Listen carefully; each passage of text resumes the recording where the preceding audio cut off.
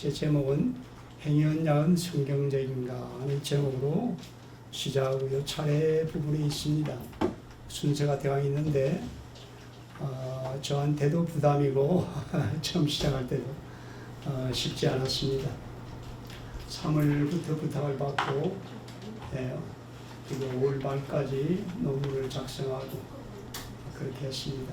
그리고 특별히 제가 관심을 둔 것은 행위언약, 타락 전에 하나님과 사람 사이에 이루어진 이 언약을 언약이라 부를 수 있겠는가?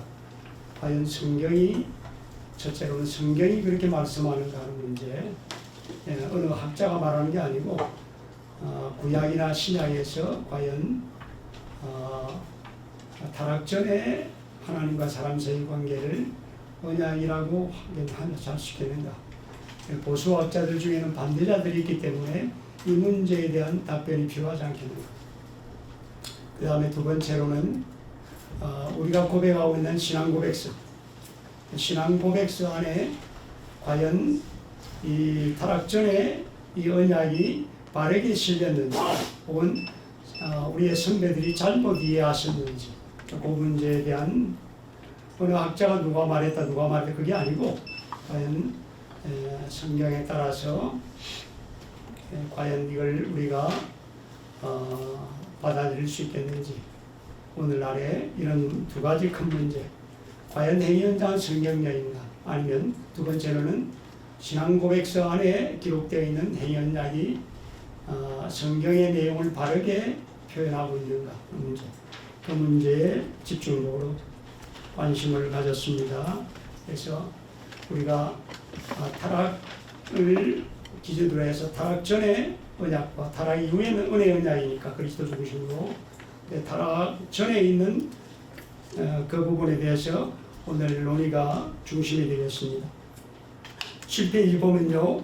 행위언약의 용어 종류인데 우리가 행위언약이나 은혜 언약에 들어가기 전에 타락 인류 역사에 있어서의 타락을 전후해서 타락 전과 후를 나누기 전에 이미 역사 이전에 영원 세계 안에 영원 속에서 삼위 하나님 안에서 이루어진 이런 것을 우리가 어떻게 볼 수 있겠는가? 바빙크에 따르면 그것을 구속언약이라 불렀습니다. 그런데 팍툼이라고 했는데 팍툼을 그렇게 번역해야 되는지 팍툼 살루티스인데 구속언약 혹은 구속협약이라고 했는데 우리 번역은 구원협약이라고 했는데 뭐 어느 쪽으로 하든지 간에 그러나 벌코의 책에 보면 The Covenant of Redemption으로 되어 있어요. 구속 언약으로 되어 있죠. Covenant 되어 있어요. 그래서 저도 바빙크가 원했던 것은 아마 그런 똑같아요. 그러니까 구속 협약의 교리는 거기 내가 인용이 있으니까 여러분이 보고 흠없는 형태에 불구하고 성경적 사상에 근거하는 7페이지에 있습니다. 그래서 우리가 이제 역사에 들어오면 타락 전과 후를 나누어서 했는데 타락이 매우 중요하다고 하는 것, 바빙크도 매우 강조합니다.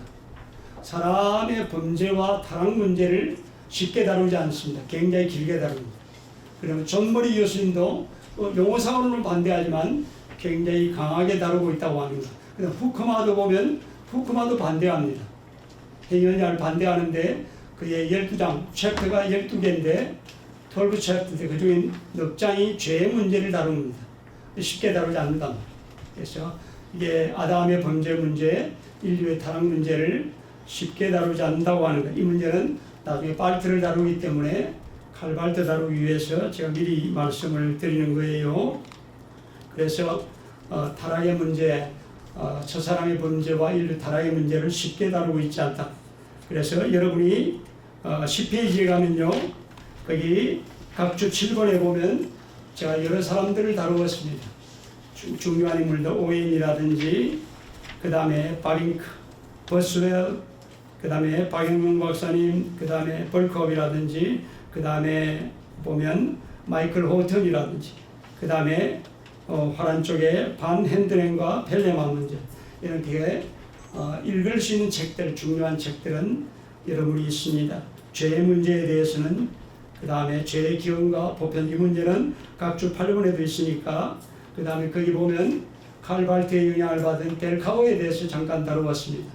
벨카오도 제 논문에서는 강하게 다루지 않았습니다. 다루진 않았지만은 그러나 벨카오조차도 죄 문제를 그렇게 심각하게 다루고 있지 않다고 하는 것. 칼발트 신학의 어려운 점이 바로 죄 문제입니다. 죄를 심각하게 다루고 있지 않다고 하는 것. 그렇죠?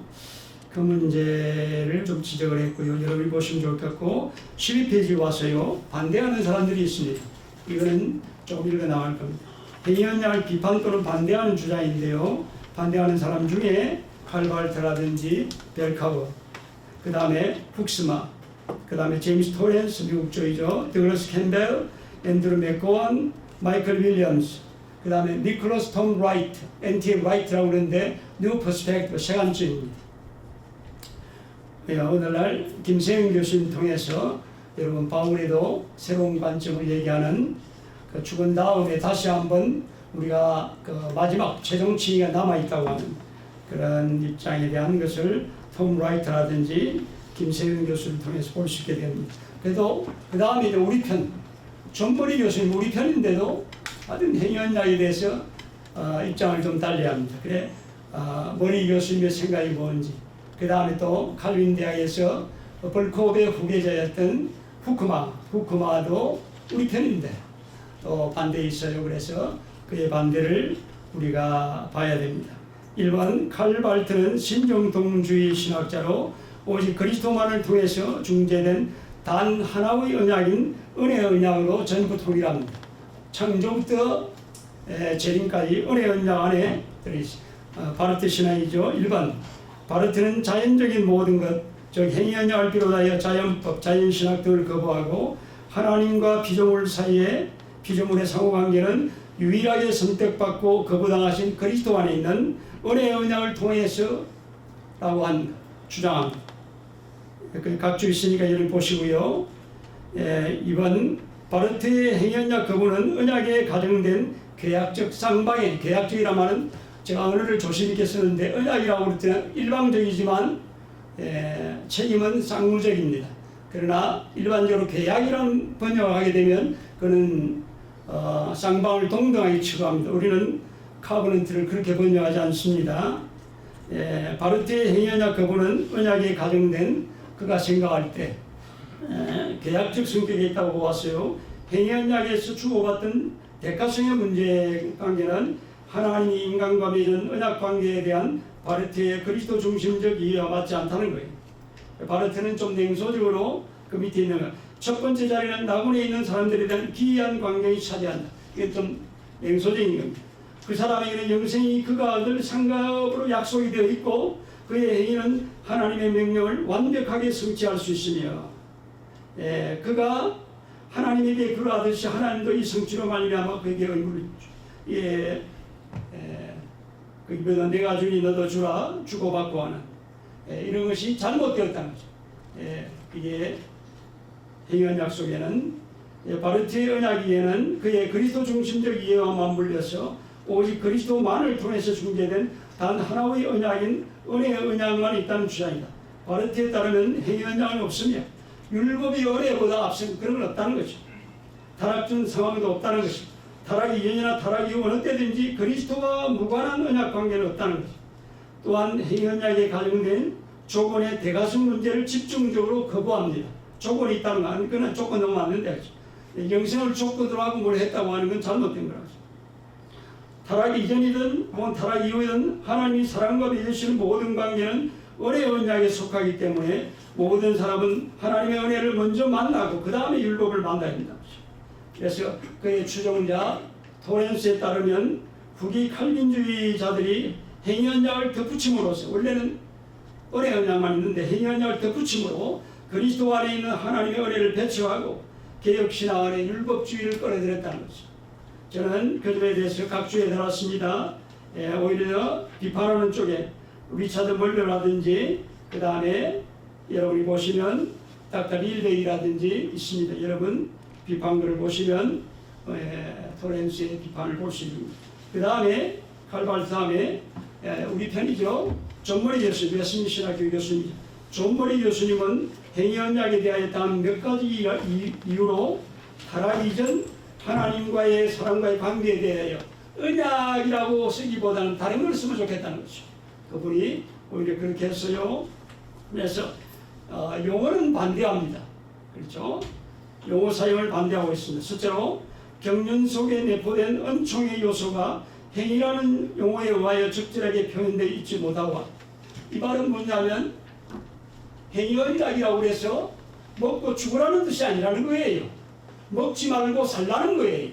그래서 후대 학자들이 존머리 교수님이 만약에 행위언약을 안 쓰고 그것은 아담익 어드미니스트레이션, 아담 경륜이라는 말을 쓰는데, 아드미니스트라치오 라틴어로 하면 오히려 경륜이라고 번역해도 괜찮습니다. 경영이나 뭐 관리 체계 그렇게 안 해도 괜찮아요. 아담 경륜 그렇게 쓰고 있는데, 근데 오히려 그것은 먹고 죽으라는 것보다는 먹지 않고 살라고 했기 때문에 생명의 언약으로 아마 존머리 교수님이 실제로 쓰고 있지 않아요. 그렇지만 존머리 교수님이 그렇게 했으리라, 그렇게 부대 사람들이 그런 것도 있습니다. 근데 여튼간에 행위언약 속에 금지했는데 선악을 알게 하는 나무에 열매는 먹지 말라. 내가 먹는 날에는 반드시 죽으리라. 그것은 먹지 말고 순종해 살라는 뜻이지 먹고 죽으라는 뜻은 아니거든요. 결과는 그렇게 되었지만 그런 게 아니죠. 그러니까 그 속에 있는 은총의 요소가 있는데 그걸 좀 무시하고 있지 않는가. 첫 번째. 둘째로는 이 경륜은 성경에서 언약으로 지칭하고 있지 않다고. 호세아 6장 7절은 이건 좀 논란이 되고 있는 구절인데 뒤에 있습니다. 그러니까 다르게 해석될 수도 있다는 거죠. 꼭 거기 아담처럼이 아니고 아담에서 장소로도 해석이 될 수 있다는 거죠. 그러니까 세 번째로는 성경은 항상 구속 또는 구속의 계획과 관계된, 구속이라는 말이 나올 때는 타락을 전제로 합니다. 타락한 사람에게 베푸는 은혜니까 구속이죠. 그런데 이건 거기에 대해서 구속 전인데 언약이라는 용어를 사용할 수 있겠는가? 구속 용어 자체가 왜 끝나면 창세기 6장부터 거기에 언약이 나오거든요. 타락 이후에. 그 다음에 9장에 노아가 나오고 17장 가면 아브라함 나오기 때문에 그 전에는 6장 전에는 없지 않는단 말이야. 언약이라는 언어를 쓰고 있지 않다는 성경 자체가, 그게 존머리의 뜻을 이해해야 됩니다. 그 다음에 네 번째로는 언약할 때는 맹세가 있고 그게 제가가 있다는 거죠. 제가. 맹세하게 하고, 제가라는 말은 피의 제사를 드린다든지 뭐 그런 게 있는데 언약에 대한 그런 게 없지 않느냐 이거죠. 그것이 네 가지입니다. 그러니까 후크마도 비슷한 입장을 취합니다. 존머리 교수는 언약이라는 낱말의 사용이 타락 이후 죄인의 구원과 관련된 하나님과 사람 사이의 관계를 지칭하는 의미로 성경에서 사용되고 있음을 인지하고, 타락 이전에 하나님과 사람 사이의 관계를 특징 있는 용어로 사용하는 것은 부적절하다고 그런 생각하고 있는 거죠. 그래서 그러나 문제는 우리가 머리의 생각을 바로 이해해야 돼요. 머리의 견해는 타락 이전에 언약이라는 용어의 사용에 대해서 언급하고 있지, 오히려 그가 창조, 타락, 구속이라고 하는 창조와 구속 사이에 타락의 중요성을 잊어버리고 있다든지 그게 아니라는 거 아니에요. 예? 전체 구도를 받아들인다고 합니다. 창조와 구속 사이에 놓인 타락의 유일무이성과 일회성을 놓지 않는다. 제가 각 주에 있으니까 여러분이 보시면 되죠. 실제로 존머리 교수님은 행위 언약이라는 언어 대신에 아담 경륜, 아담이 어드미니스트레이션인데 아담 경륜이라는 말을 사용합니다. 그 다음에 칼빈 신학교 교수에도 후크마죠. 볼컵의 바로 후계인데요. 후크마 교수님은 하나님과 사람 사이에 세우신 협정이 이끄는 또 어그리먼트, 협정이라 불러요. 언약이라는 말 대신에 협정이라는 말을 씁니다. 그래서 행위 언약이라 불러서 안 되는 경우는 존머리하고 같아요. 같은데 세 번째 보면, 예를 들면 고대 근동 지방에서의 언약 협정에 나타나는 언약들에서의 협약, 항상 수약과 등시에 맹세와 제가 의식이 있는데 그게 없지 않느냐 이거죠. 언약할 때는 이긴편과 진편 사이에 뭐 양이 한 1년에 뭐 10만 마리라든지 그렇게 해가지고 피해 어떤 제사를 드리게 돼. 어기게 되면 죽는다 이거죠. 그런 게 있는데 그런 게 없지 않느냐 이거죠. 그런 얘기들이 합니다. 그래서 그런 오히려 더 협정이라는 낱말을 사용하고 있다고 하는 것. 존머리 교수와 후쿠마는 거의 생각이 비슷합니다. 그 다음에 서철원 교수님인데요. 제 선배님이라 조심스럽게 언급합니다. 우리가 서 교수님의 사상을 바로 이해하기 위해서는 어쩔 수 없어요. 그래서 서 교수님도 반대가 있기 때문에 제가 들었습니다. 서철원 교수님은 위에 언급한 머리 교수와 후쿠마 교수와는 다른 방식으로 행위헌장을 반대합니다. 서 교수님은 타락 이전 하나님이 사람과 맺으신 관계를 창조경륜 혹은 첫 언약이라고 그는 명시합니다. 서철원 교수님은 그의 저서에서 그 저서는 밑에 하단에 있습니다. 그의 인간론에 있습니다. 그의 저서에서 하나님은 창조시에 창조경륜을 가지셨다고 말하고 창조경륜을 그러니까 하나님은 우리의 하나님이 되시고 우리는 하나님의 백성이 되는 그것은 창조시부터 언약이 출발한다 그죠. 그래서 창조경륜이라는 말을 쓰고요. 그것을 첫 언약이라는 말을 씁니다. 그래서 하나님은 사람을 인격체로 지으시고 남녀로 지으셔서 큰 백성이 되도록 작정하시고 언약을 체결하여 하나님의 백성을 삼기로 했다고 하시고 그 다음에 창조주 하나님은 창조경륜을 실현하여 자기 백성 가운데 거하시며 영광 찬양과 경배를 받으시기를 기뻐하셨다고 해요. 이 목적으로 하나님은 사람을 자기 형상대로 곧 인격체로 지으셨다고 말씀하고요. 그리고 첫 인류와 언약을 체결하셔서 자기 백성으로 삼아 창조경륜을 이루기로 하셨다고 말합니다. 그리고 또한 창조경륜을 성취하기 위하여 하나님은 아담과 언약을 체결했다고 말씀하고요. 창조주는 선악계명으로 아담과 언약을 맺으셨다. 아담과 언약을 체결할 때 창조주는 명령의 방식으로 하셨는데 명령만 하셔도 쌍방만의 언약이고 피조물은 창조주의 명령을 받아들임으로써 하나님의 백성 되는 것임을 잘 인지해야 돼. 그러니까 하나님과 사람 사이에 창조부터 주님 제니까 전부죠. 전체 인류 역사를 하나의 언약, 창조경륜, 곧 첫 언약으로 보고 있다고 합니다. 그런데 그가 말하는 이제 새 언약 두 번째인데요. 새 언약은 첫 언약의 성취라고 하시면서요. 히브리 12장 24절 새 언약의 중보자 혹은 8장 8절 13절 새 언약 나오는데 이것의 새 언약을 이해해요. 첫 언약의 성취로 이해합니다. 서교수에 따르면 히브리서는 하나님에 의해 성취된 새 언약을 새 언약이라고 말한다고 했죠. 이 문제에 대해서 약간 제가 뒤에 언급이 있으니까 나중에 보면 좋겠습니다. 첫 번째, 행위언약은 잘못되었다는 거. 그리고 우리가 쓰고 있는 행위언약은 서교수님이 볼 때는 잘못됐다. 왜 잘못됐냐면 서교수는 말하기를 처음 창조시 아담을 불완전하게 창조하셨어. 완전치가 못했대. 그래서 계명을 지키는 영생에 이르도록 아직 영생에 이르지 못하는 존재로 만드는 게 불완전이라는 거죠. 그래서 조건으로 언약을 체결했다는 것은 하나님의 창조 경륜에 전적으로 어긋난다고 말합니다. 또한 말하기를 언약 사상은 개혁 신학에만 있는데 더구나 하나님의 창조 경륜에 비추어서 언약 체결의 목적이 하나님의 백성 되는 것임을 전혀 이해하지 못했다. 만약에 그래서 언약을 구원 또는 영생 얻음을 위해 체결했다는 면에서만 보았기 때문에 행위 언약은 잘못되었다는 거예요.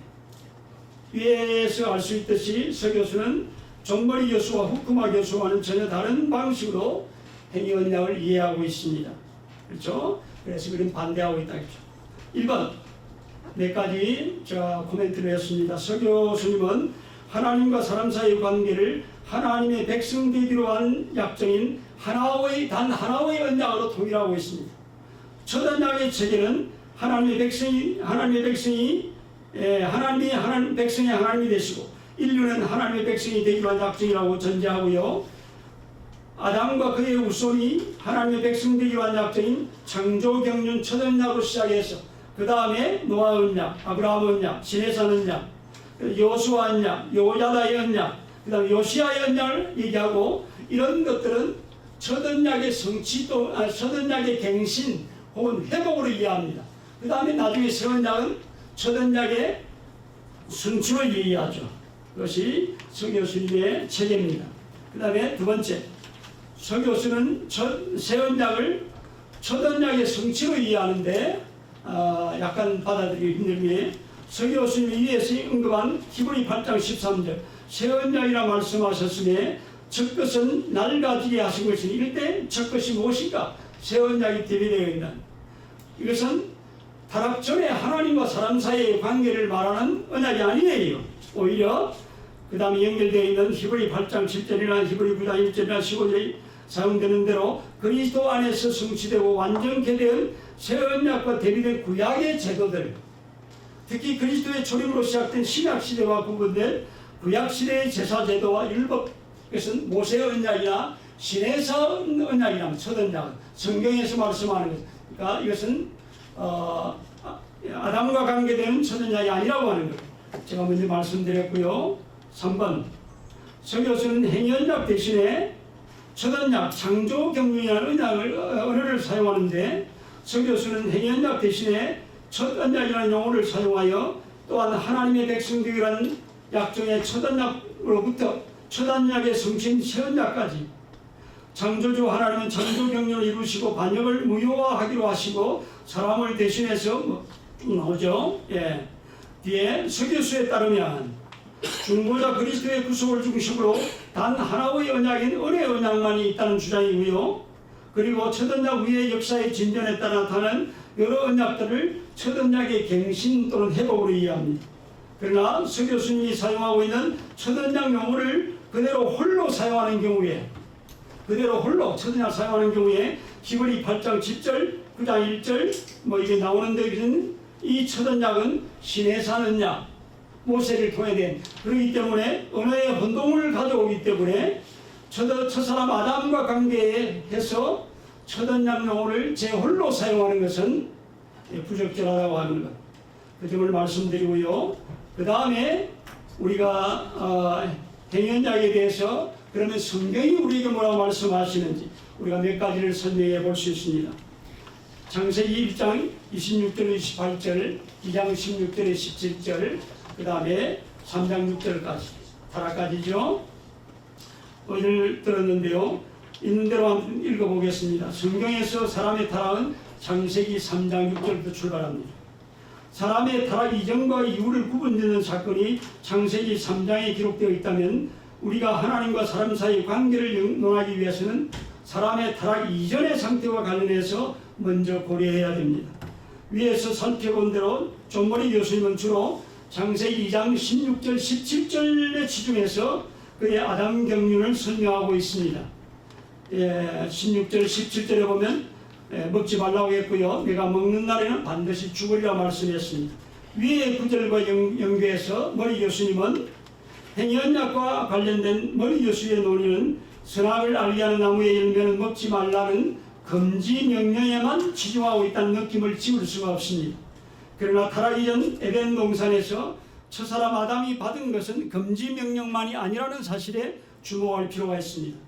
먼저 아담의 원상태와 관련해서 창세기 1장 26절부터 28절에 보면 26절 하나님의 계획이 있습니다. 사람 만들 계획. 우리의 형상을 따라 우리의 모양.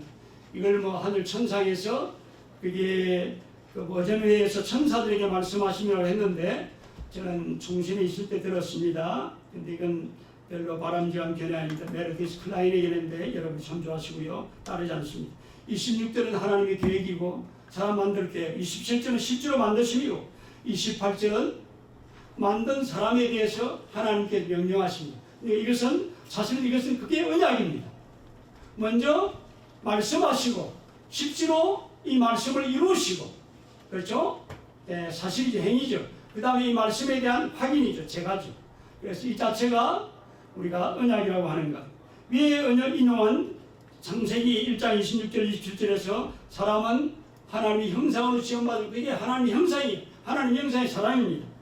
하나님의 형상대로 지원받은 존재인데 이 형상과 관계해서 네 가지를 들었는데 이렇게 보십시오. 우리가 지정이 관계되는 거 다 하나님의 형상. 그 다음에 참지식과 의와 그룹. 그러니까 에베소 4장 24절이나 고린도 3장 10절 다 마찬가지죠. 그 다음에 신체, 우리의 몸도 드러내고 있죠.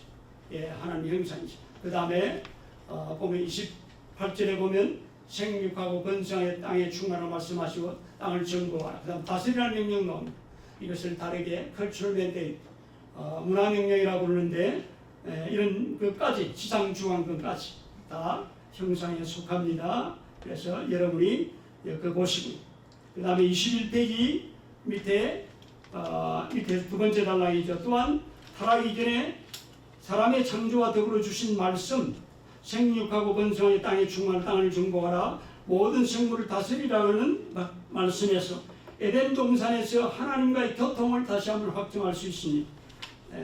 창조하신 다음에 하나님과의 교통, 특히 에덴 동산에서 아담이 각 생물의 이름을 부르는 것, 하나님을 대신해서 명령을 수행하고 있는 거죠. 하나님 청직이죠. 그렇죠? 하나님의 대리자죠. 역할을 볼 수 있고요. 타락 이전에 아담은 하나님의 형상이고 하나님의 형상으로 지원받은 고람되어의 존재고요. 하나님의 임재 속에 하나님과 교통하는 자유로우면서 책임 있는 존재라고 합니다. 하나님의 청직이요 대리자로서 통치 명령을 받았다고 하는 것. 그런 다음에 하나님께서 아담에게 금지 명령을 주셨다고 하는 것. 먹지 말라, 먹는다는 내가 반드시 죽을 것. 그래서 선악을 알게 하는 나무의 열매를 먹지 말라는 아담의 순종 행위를 요구하는 금지 명령을 받았을 뿐만 아니라 그 전에 이미 하나님의 형상대로 지원받았고 그 다음에 하나님의 명령을 받은, 문화명령을 받은 그런 존재라고 하는 것. 그래서 아담의 우리가 죄를 보게 되면 아담의 죄는 이미 따먹기 전에 3장 6절에 이미 죄가 출발하는데요. 칼빈에 따르면 각주 35번에 있습니다. 불신앙이 반역의 뿌리라고 그랬죠. 반역이라고 쓸 때는 반역이라고 보통 이게 우리가 성경에 사용할 때는요, 언약의 위반입니다. 단지 율법을 어기는 게 아니고 언약의 위반이에요. 반역 들어가기 전에 불신앙에서 불신앙이 의심에서 교만으로, 교만의 탐욕으로, 그리고 따먹게 되는, 그렇죠? 그렇게 되는 거죠. 그 다음에 이제 23페이지 와서 성경의 가르침에 따라서 사람의 타락과 관련해서 몇 가지를 지적할 수 있습니다. 첫째로 사람의 타락과 관련하여 여자가 먼저 그 열매를 따먹고 먼저 범죄하였으나 동산에 거니시는 여호와 하나님은 아담을 부르시며 그에게 이르시되 내가 어디 있느냐고 말씀하시고 아담에게 찾아오셔서 금지 명령의 최초 당사자인 아담을 추궁하십니다. 인류의 대표는 하와가 아니고 아담이라고 성경이 가르치고 있습니다. 구절들이 있습니다. 둘째로 생명나무인데 이것 때문에 우리 학자들 사이에 상당히 토론이 있을 수 있습니다. 동산 가운데에는 하나님이 특별한 목적을 이룬 선악을 알게 한 나무와 나무 외에 생명나무도 있습니다. 생명나무는 창세기 2장 9절이 나온 뿐만 아니고 잠언과 요한계시록에도 나옵니다. 사람이 원래적인 거룩의 상태에서 이 생명나무의 열매를 먹지 말라고 한 어떤 암시도 없습니다. 선악을 알게 하는 나무의 열매 외에는 다 먹으라고 했거든요. 그러니까 이걸 생명나무의 열매를 먹지 말라는 기록은 없죠. 그러나 실제로 범죄하기에 따먹었다는 또 기록은 없어요. 단지 범죄한 다음에 하나님께서 먹지 못하게 하셨죠. 그렇기 때문에 그리고 요한계시록에 다시 생명나무가 나오기 때문에 이제 여기서 약간 다툼이 있었어요. 요한계시록에서 이 생명나무가 생명, 영생을 상징하거나 생명과 연계되어 있는 것으로 제시되기 때문에 볼 수 있습니다.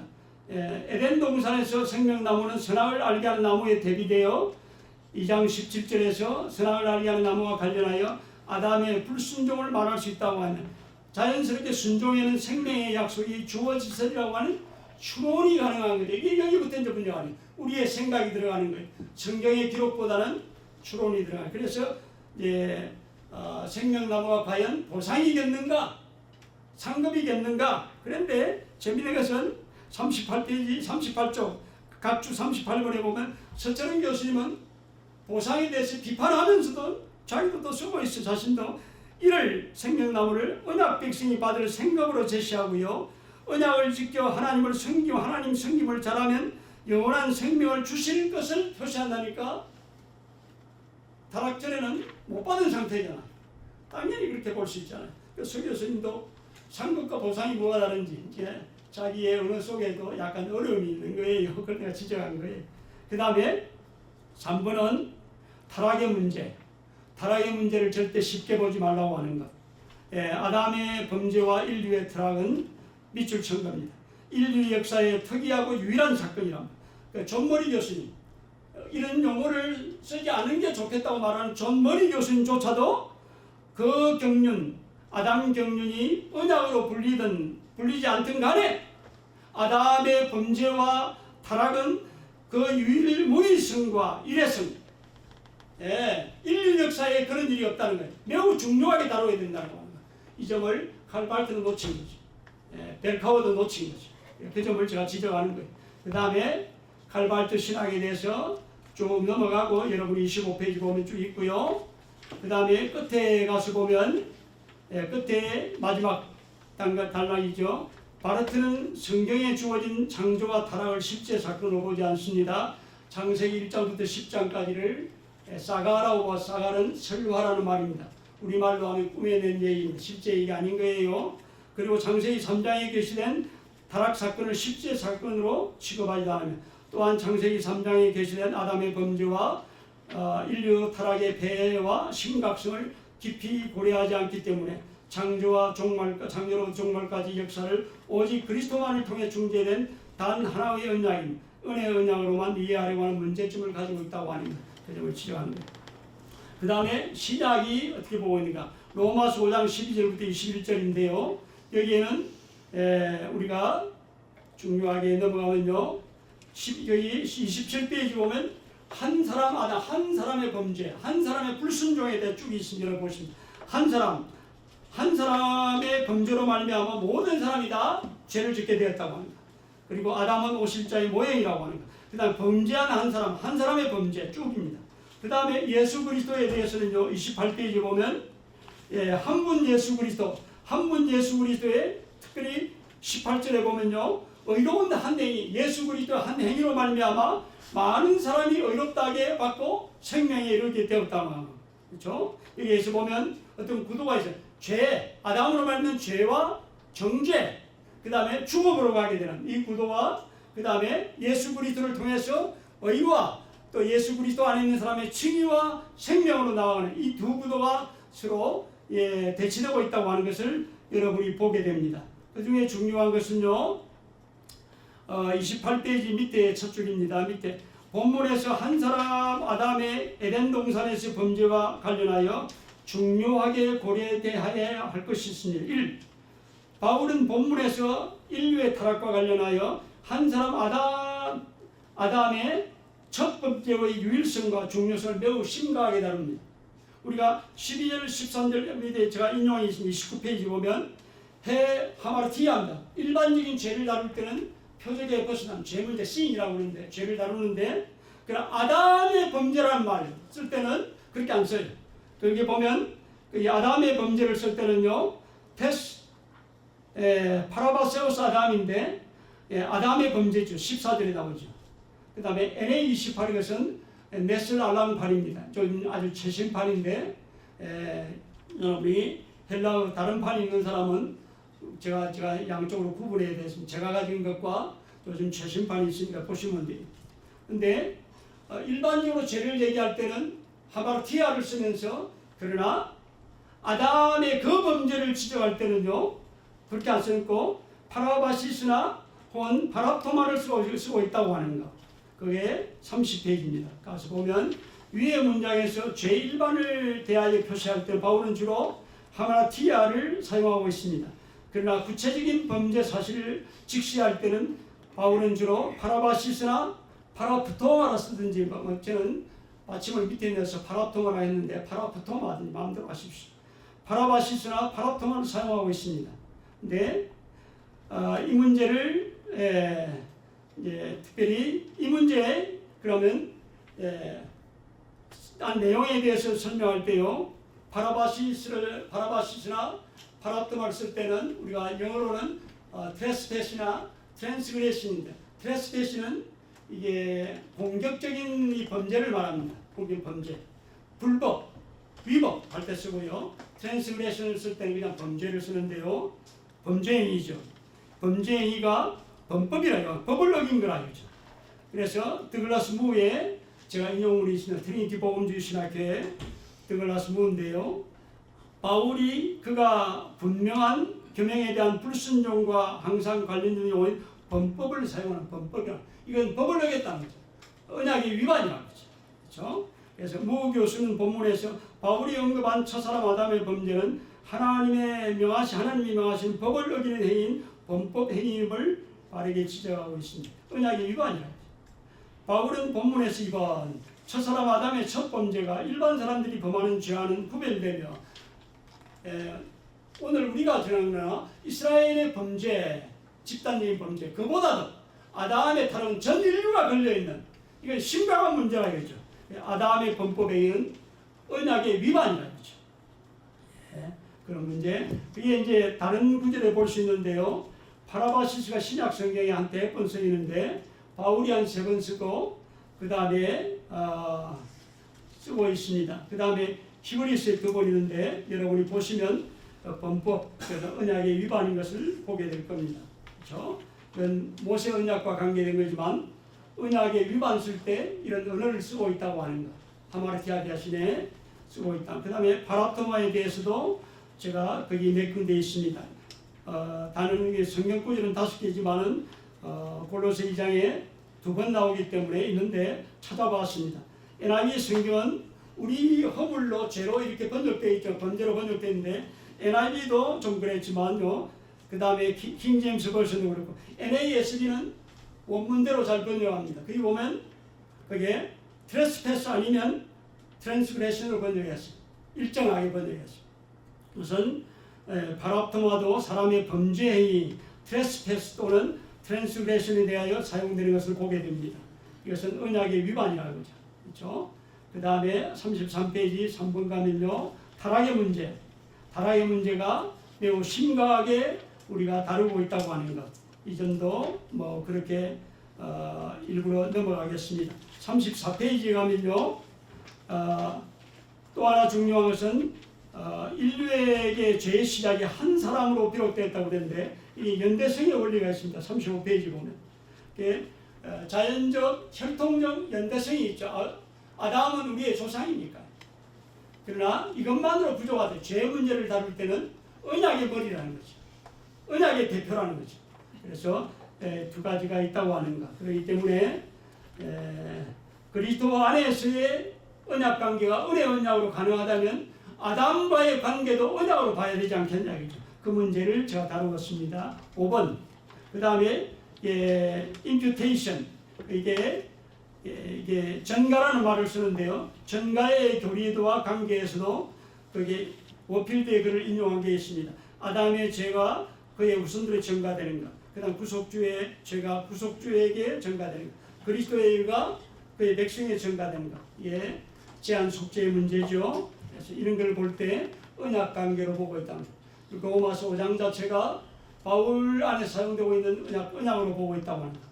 고린도서 이거는 천열매인데 부활의 천열매인데 부활할 때 이게 주님께 붙어 있는 사람이 다 붙어 있는 이게 고린도전서 15장에 보면요 첫사람 아담과 마지막 아담을 얘기하는데 실제로 그 앞에 보면 부활의 천열매 주님 부활 때 다른 사람의 부활들이 모든 믿는 자들의 부활이 주님께 붙어 전체의 부분이라는 거예요. 그렇다면 아담의 범죄로 말미암아 전 인류가 붙어 있으니까 그것도 언약 관계라는 것이죠.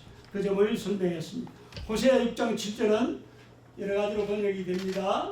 그렇기 때문에 우리가 앞으로 내세울 수는 없지만은 그러나 얼마든지 성경 본문에서 호세아서 본문에서 우리가 언약 관계로 사용할 수 있다고 하는 것. 아까 말씀한 대로 이게 개아담으로 번역할 것인지 혹은 대아담 장소로 볼 것인지 그 문제는 남아있기 때문에 여러분 했고요. 그 다음에 웨스민스터 신앙고백서 안에서의 우리의 공적인 고백이죠. 12신조가 웨스민스터 신앙고백서는 대소연문답인데 웨스민스터 신앙고백서는 행위언약과 은혜언약을 구분해서 행위언약이라고 말합니다. 여러분이 보시면 되겠고요. 그 다음에 대연문답 42페이지에 가보십시오. 가면 여기는 행위언약이라는 말 대신에 생명의 언약이라는 언어를 사용하고 있습니다. 소열이 문답도 생명의 언약이라는 말을 사용하고 있습니다. 신조는 이런 것 대신에 우리가 아담과 더불어 범죄하게 됐다.